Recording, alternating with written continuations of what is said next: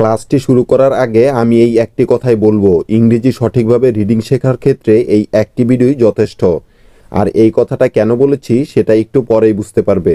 কারণ ইংরেজি রিডিং শেখার যতগুলো বই রয়েছে সবগুলোই কিন্তু এই নিয়ম মেনেই অনুসরণ করেই লেখা। আর আমি শিওর দিয়ে বলতে পারি 3বার ভিডিওটি মনোযোগ দিয়ে দেখলে তোমার ইংরেজি রিডিং শেখা হয়ে যাবে ইনশাআল্লাহ।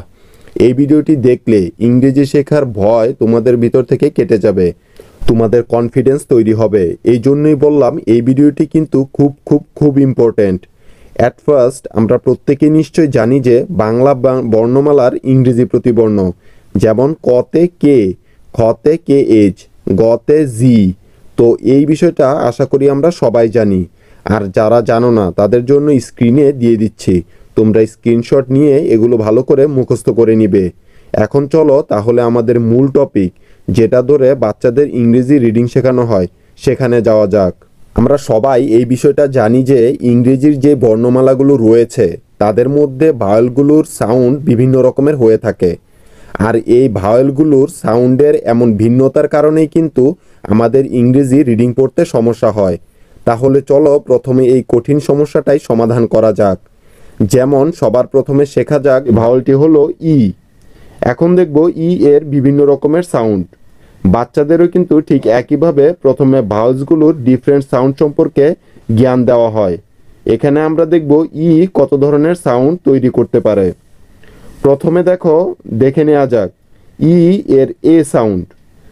এমন কিছু ওয়ার্ড আছে যেগুলোতে ই কিন্তু এ হিসেবে উচ্চারিত হয়ে থাকে।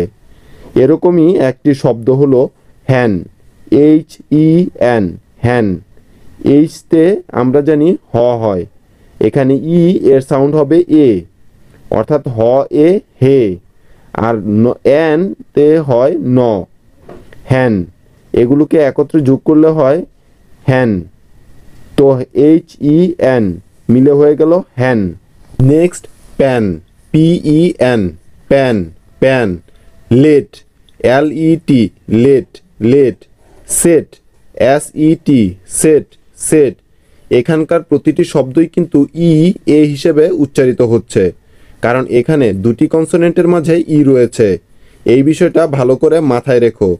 দুটি কনসোনেন্টের মাঝে ই থাকলে ওই ই এ হিসেবে উচ্চারিত হয়।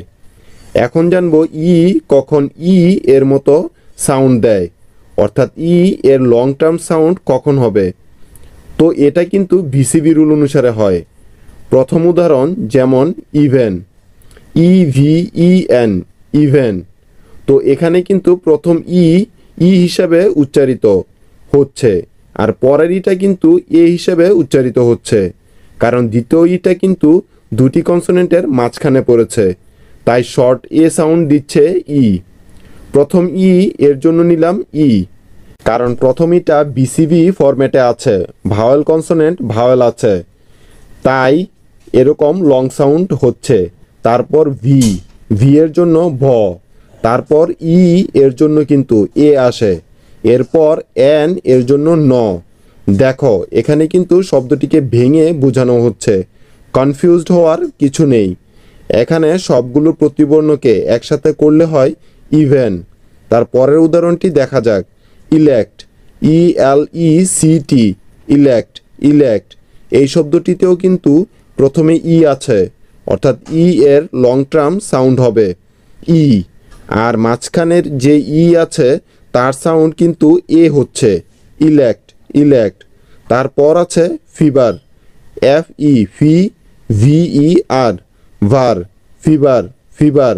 তো এখানে কিন্তু প্রথম ইটার ই সাউন্ড হচ্ছে, আর মাঝখানের ইটার কিন্তু আ সাউন্ড হচ্ছে। কেন আ সাউন্ড হচ্ছে এগুলো কিন্তু পরের উদাহরণগুলো দেখলেই বুঝে যাবে। এই নিয়মগুলোর কিছু এক্সেপশনও আছে, যেমন নেভার, এন ই নে, ভিই আর, নেভার। এগুলো কিন্তু কোনো নিয়মে পড়ে না, তাই এগুলোকে মুখস্থ করে ফেলতে হবে। Next election, E L E C T I O N, election, election. তাহলে তোমাদের চলো প্রথমে এটা জানিয়ে দেই যে প্রথমিটা কেন ই এর মতো সাউন্ড দিচ্ছে। তো এখানে প্রথম ইভেন শব্দে দেখো প্রথমে ই রয়েছে, তারপরে একটি কনসোনেন্ট আছে ভি, এবং তারপরে আবারও একটি ভাওয়েল আছে ই। তারপরের শব্দে প্রথমে ই রয়েছে, তারপরে একটি কনসোনেন্ট এল রয়েছে, তারপরে আবার ই ভাওয়েল রয়েছে। তারপরের শব্দেও কিন্তু ভাওয়েল ই আছে, তারপরে কনসোনেন্ট ভি, আর তারপরে আবারও ভাওয়েল ই রয়েছে। ঠিক একইভাবে পরবর্তী শব্দে প্রথমে ভাওয়েল ই আছে, তারপরে কনসোনেন্ট এল আছে, এরপরে আবারও ভাওয়েল ই আছে। অর্থাৎ প্রত্যেকটি শব্দে কিন্তু প্রথমে ই এর লং টার্ম সাউন্ড হচ্ছে ই। অর্থাৎ প্রথমে ই রয়েছে, তারপরে একটি কনসোনেন্ট রয়েছে, তারপরে আবারও একটি ভাওয়েল ই রয়েছে। তার মানে এরা কিন্তু বিসিবি রুলে পড়েছে। বুঝতে পেরেছ? পরে রুলটি নিয়ে আরও ভালো করে বিস্তারিত আলোচনা করব। কাজেই কিন্তু ই এর লং টার্ম সাউন্ড ই হবে এখানে।